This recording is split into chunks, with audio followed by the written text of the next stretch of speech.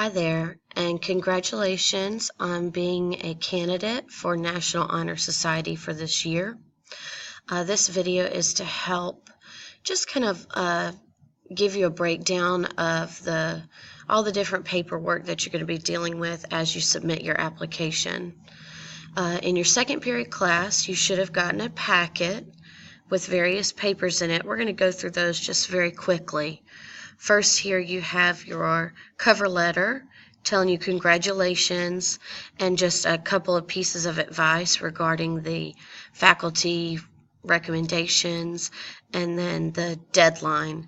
Please pay attention to this date. We have it underlined for a reason. Late applications are just not accepted. That's not the right way to start off if you are a candidate for National Honor Society. The good news is that we are offering 2 days for you to turn in your application. So if you're unable to on one of those days, just make sure that you turn it in on the other day. The next piece of paper that you should have gotten was the timeline. It has lots of important dates on it. Please pay attention to which room you need to go to. Depending on the day, you will turn in your packet. You may turn in your application early. Some students choose to do this. And so just make sure that you follow the guidelines there. There's also a date in which you will come pick up your decision letter. This letter will tell you if you have made it into National Honor Society or not. And then if you are invited to join, there is an RSVP that we will ask for with regards to the induction ceremony coming up in October. The second Wednesday in October will be your first meeting with National Honor Society if you are invited to join. Our meetings are always on the second Wednesday of the month, unless there is some kind of vacation or holiday that kind of messes that up. But we are almost always the second Wednesday of the month in the cafeteria at 2:30. The second page is the instructions as far as how to go about completing your application. Now within the packet, you can find your 2 recommendation forms. We suggest that you ask your teachers as soon as possible. The rest of the materials are on the website for NHS, and we are going to go to that website next. We're located off the school website. And then here's the list of the 5 things. Please let us know if you have any trouble downloading them. However, make sure that you follow the instructions before trying to get a hold of us. So here's our school website. You're going to go to our school, or I'm sorry, not our school. Academics, nope. Activities, sorry. Then clubs and organizations. They are listed in alphabetical order, so you're going to try to find the National Honor Society. Drop down, goes right to our site. Here's the front page. Off to the sidebar, let me move it over a little bit. Off to the sidebar, you'll see a page that's for members. Since you're applying for NHS, you are technically not a member yet. You're going to want to go to the For Candidates page.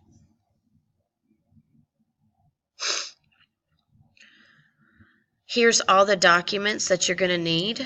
Now this is important because some students will contact us and say, I couldn't download the document. You do not click on the name of the document. You go over here to the arrow, okay? We're going to go a little bit out of order. So we're going to go to the application first.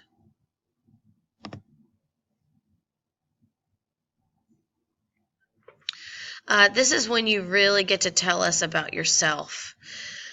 Some guidelines for going through this process. Please be very specific on the types of activities that you list. Please don't list anything more than once. Please do not list anything that you did in middle school. Make sure that you type the application. Sorry. And then, so that will require you to download it.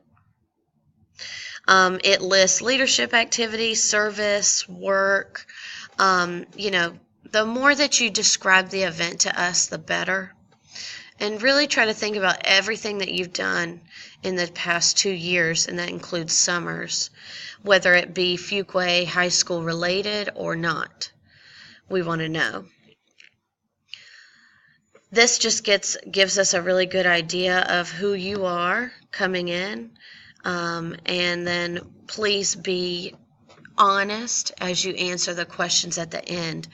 Any incidents reflecting on your character, anything that you maybe got a referral for. Trust me, we usually end up finding about these things, and so the best case scenario is just to be honest with us. Just because you write something here for number 6 does not mean you're automatically not in NHS. Number 7, you can leave this blank, but however, if you feel like something has been left out that maybe you weren't able to fit anywhere else in the application, you can just talk about it there. All right, I'm going to go back to the website. Next, I'm going to go to the personal statement. This also gives us an idea of kind of who you are. You're going to write 2 short essays. Please abide by these guidelines as you are writing your responses. You must answer prompt 1, and then prompt 2, you can pick one. We don't like to see simply one paragraph for each response. We feel like that's a little short. So if you dedicate, around a page to each one, that's usually, what we like to see. And we do not need more than 3 pages total for the personal statement. Core value descriptions. These are the things that we're looking at when students apply to NHS, and they're actually, your application is scored in these 4 areas. So leadership. NHS members are those who are leaders within their school and also in the community. Community service is also a huge facet of our organization. And character. We see the character through the recommendation forms that the faculty gives, and then also in your personal statement that we just looked at.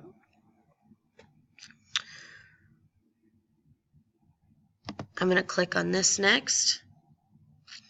Please read over this before you submit your application. These are the requirements that you are going to be asked to uphold if you become a member of the National Honor Society. It has information about our meetings, about our requirements as far as GPA goes, our requirements as far as community service is concerned. We do have dues. Your membership dues go towards graduation cords, go towards some snacks that are provided throughout the year.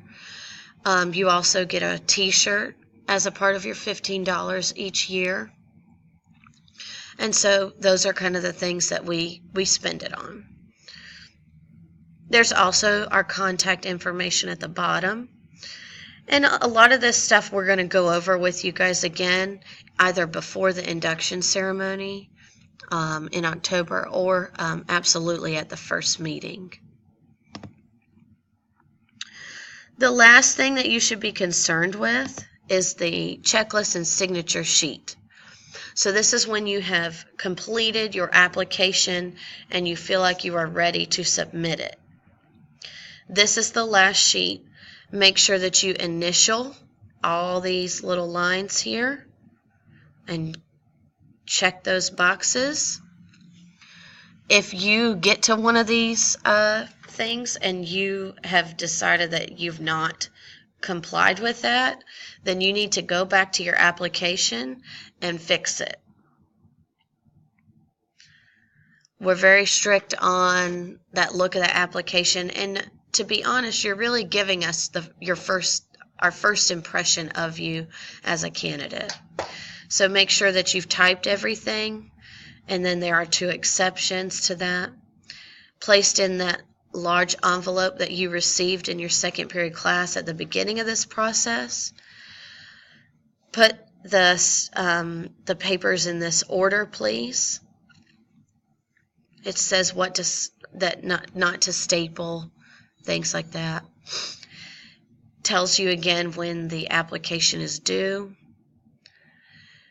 Must personally turn in your application. Please do not send it with someone else.